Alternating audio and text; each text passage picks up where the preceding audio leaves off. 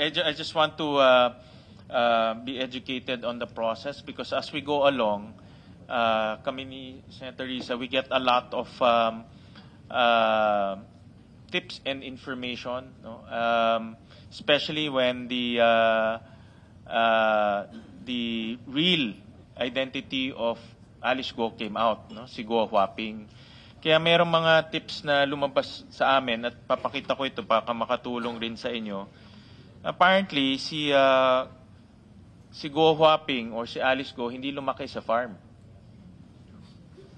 Hindi rin siya homeschooled. Nag-aral ho siya. And I'll show you the proof. No, kahit nga lumabas sa hearing yung totoong pangalan niya, nag-aral siya sa parehas kong school, sa Grace Christian High School, for grades 1, 2, and 3. Year 2000 to 2003. No? So, hindi siya homeschool ni Rubilin. Nag-aral ho talaga ho siya. No? And nung natatandaan ko, sa school ho namin, walang farm ho doon. Puro building ho. No?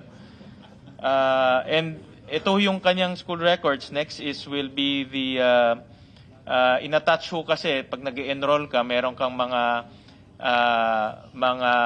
i-attach mo yung alien certificate of registration mo at lumalabas yung alien certificate of registration niya match doon sa alien certificate of registration na hawak ng Bureau of Immigration.